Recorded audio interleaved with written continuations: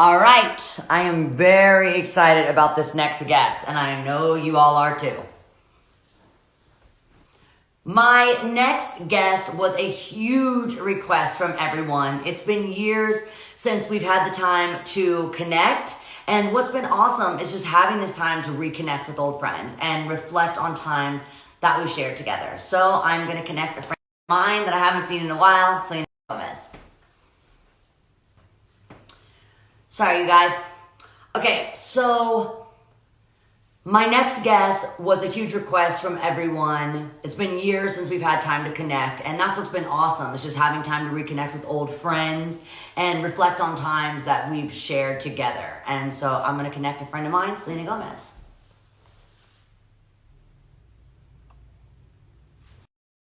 Okay.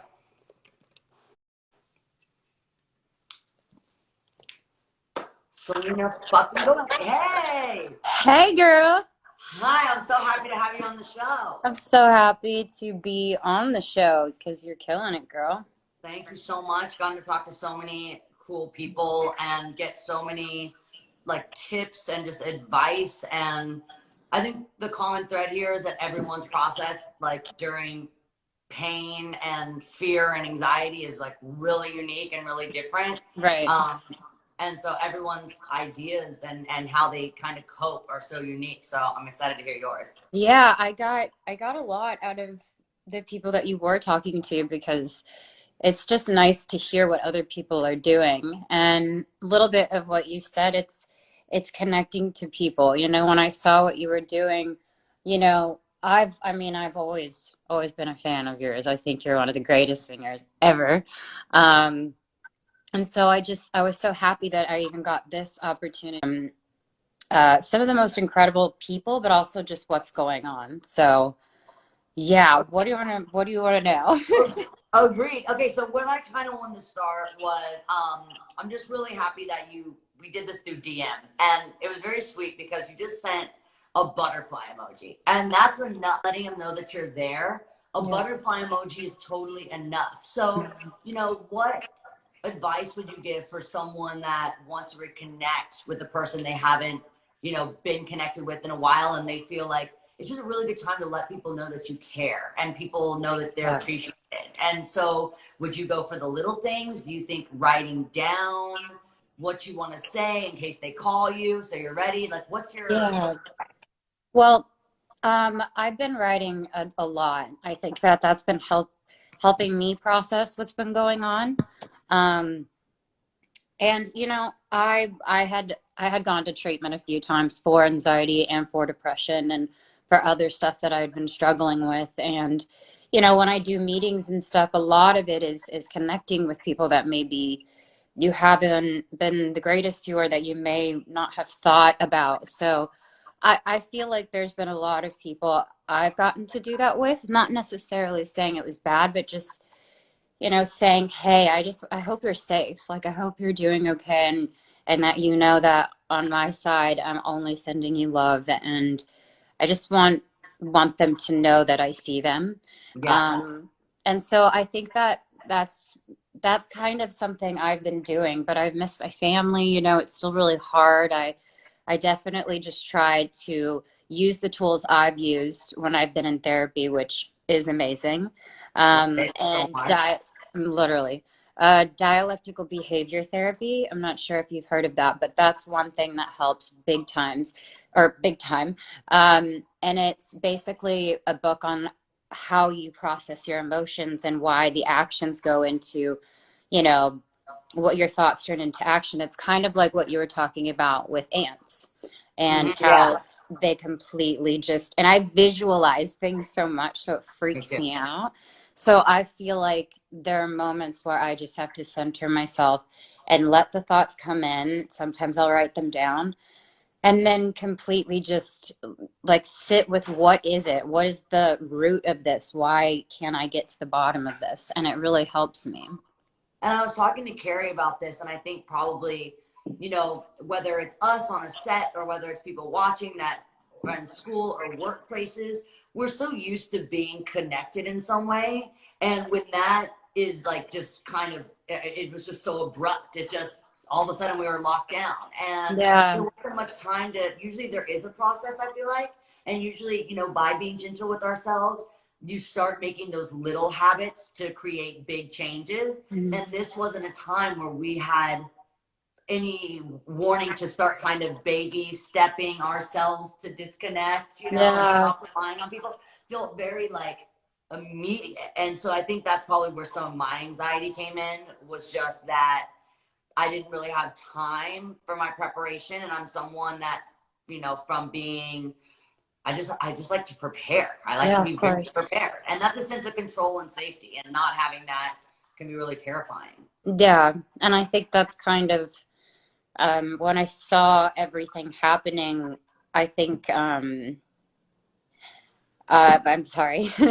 I think it's just really hard because I have grandparents, and um, seeing people not take it as seriously as they should is um, really hard for me, because I know there are people like the hospitals and everybody that are literally sacrificing their lives. And, one of the donations that I've made are to hospitals, and one of them is to Cedars-Sinai, because that's the hospital where I found out I had lupus, where I found out, well, I needed my kidney transplant. So I'm giving like a portion of all certain things, like from my merch, because it doesn't seem important, but just to give to them.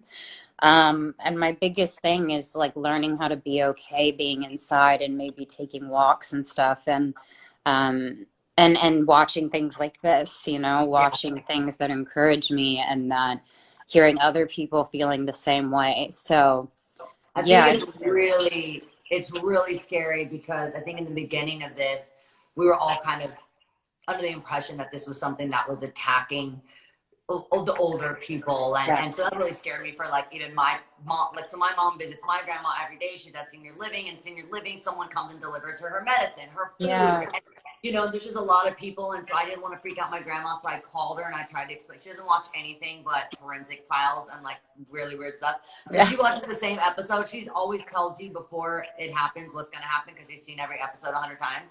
She's like a total insomniac. She stays up and she like literally remembers. She like talks along with what's happening on TV. It's nuts.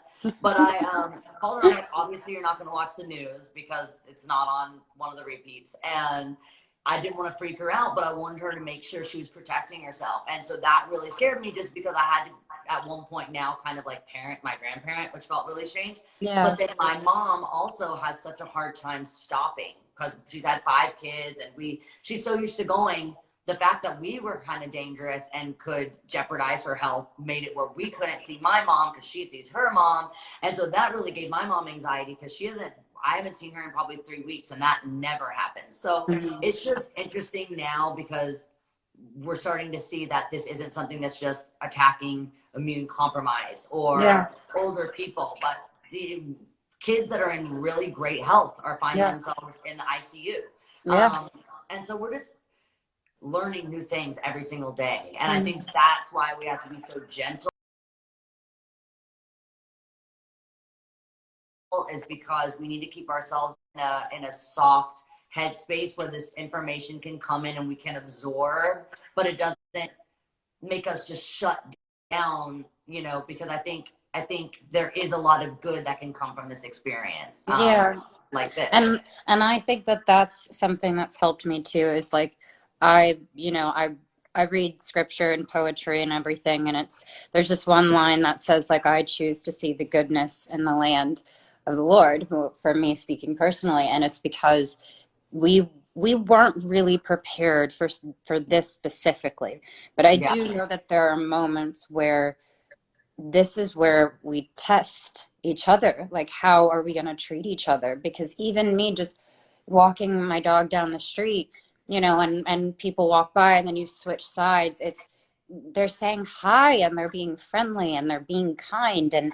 And that's something Elton said that I hope happens as well, is that, this can be a time to be gentle with ourselves. Like you said, taking breaks from all the noise, even taking breaks from social media for a second, and just being outside, or being with my babies outside, and like just just breathing in air. I think that that's something That's really important. I agree. Okay.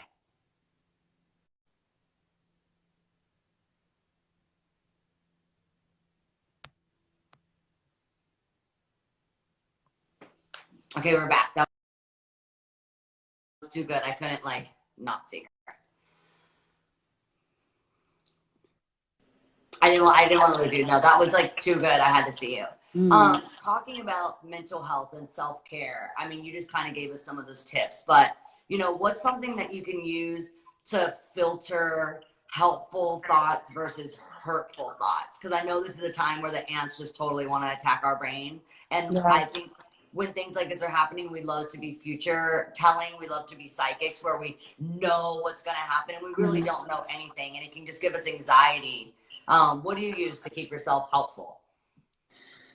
Communicating with like women I respect. Like I have a few older women that I look up to that aren't in the industry.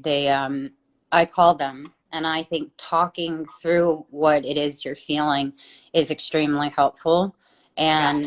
And I think there's wisdom in all of this with women and with other people, and all of my friends as well will get on calls, or we'll just talk to each other. But sometimes I have to feel it, Miley. Sometimes I got to cry it out, and I've got to release it and just take a deep breath and then remind myself, go back to my tools, which is, okay, where is this coming from?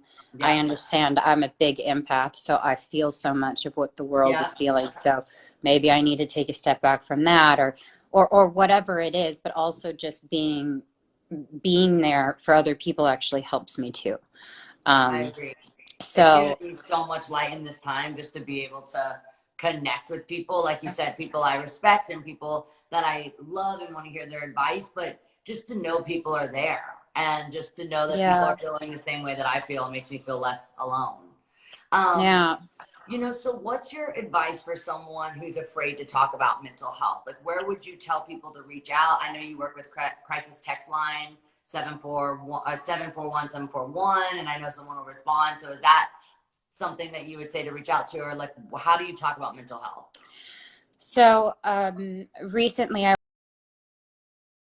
went to one of the best mental hospitals in the world, but definitely in America, McLean's Hospital. And I discussed that after years of going through a lot of different things, I realized that I was bipolar.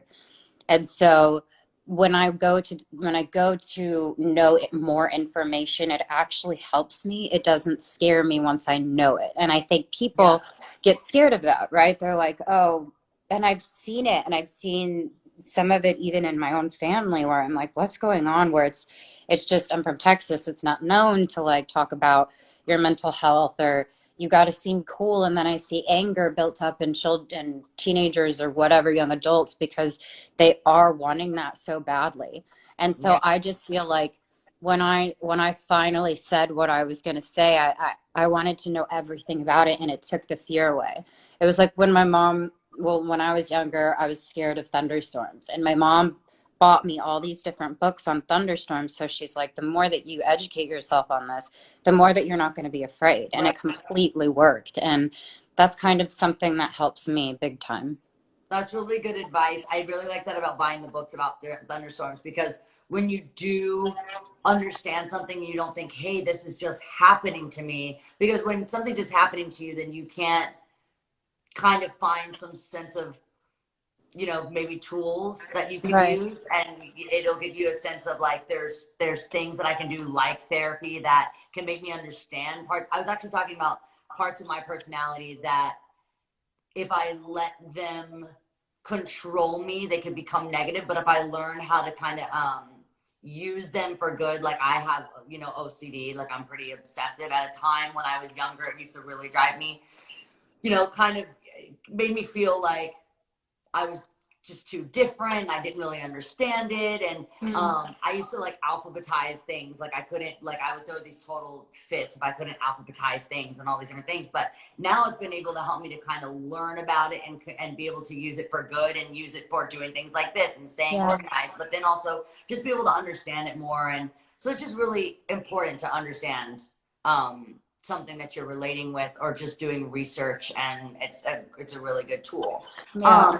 You know, so what I wanted to ask you were, you know, besides obviously like your therapist, what are some reliable sources that are like really close to you in your life? You know, like crisis text hotline, or what are some organizations that you support that you would encourage people to look into? So I recently, with along with we were selling some stuff, is that we were donating to the Recording Academy. I had Justin Tranter, who is one of my writers that I work with all the time, and I love him so much. He sent a mass text to people saying this is definitely going to affect our music community, and music makes, I mean, as you know, Yeah. music makes you feel, makes you happy, makes you explore different things. And so, you know, the Music Cares is like a part of that as well. So I've donated to both of them because that's also a side of my people. So I'm doing like, you know, I'm trying to do hospitals, and then I'm going to be working with Music Cares, and then I'm not going to stop because I feel, you know, and I talk to my team daily. I'm like, where's the holes here? Where's the things that I can be placed to help in any way possible? So, yeah, there's a couple of other things, but I love Music Cares. We actually were yes, talking about Music Cares and the struggles that independent artists will have with concerts being canceled and venues. And I love what Live Nation is doing with Crew yes, Nation, taking care of all the crews. So people are really stepping up in our community, which makes me really, really happy and proud to be a part of it. yes, Before we go, I wanted to talk about this tool that I have that's called Feel Great Anywhere, Anytime, and it's from my therapist, Dr. Amen. And it's about anchoring yourself. So in times where like anxiety,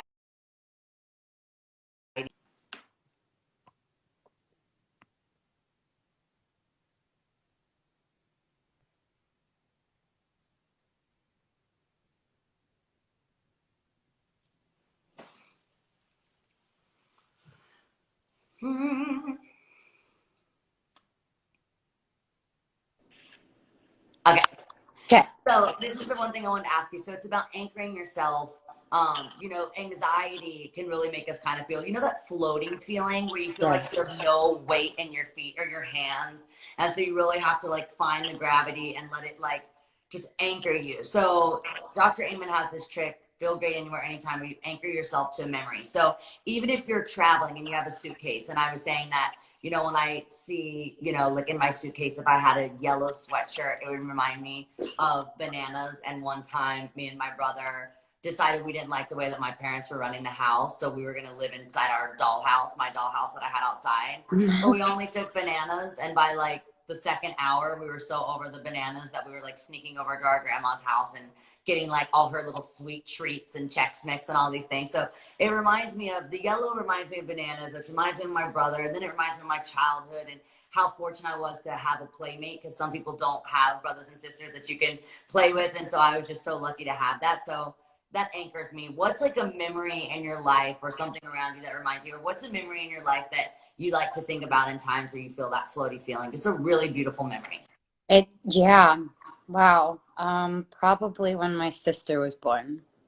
Because I was an only child growing up. So I didn't have, my sister's 6.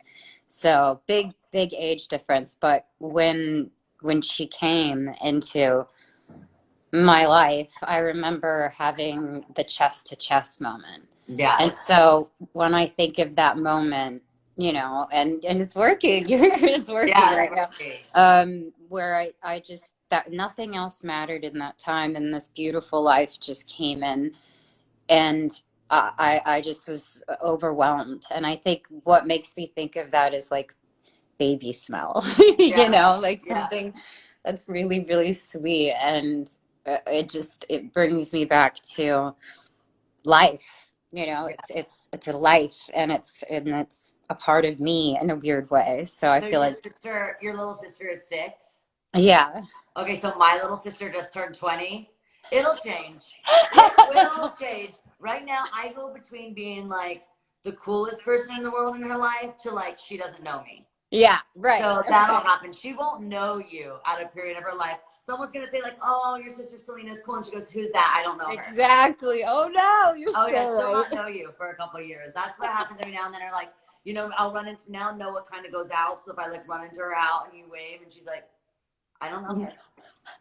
She doesn't quite, I don't know me yet, but like it's on the way, it's creeping in, but it'll then come back around. I The think closer, so. yeah, it comes back around. Me and my little sister, Noah's 20 and I'm 27, and so I give it a couple years, and I think I'll be really cool again. Yeah, I'm still in the cool zone. That's awesome. I'm so happy to have you on the show and happy to reconnect with you. And send me butterflies anytime. Yes, When all same. this is moved on and we can connect, we'll just hug.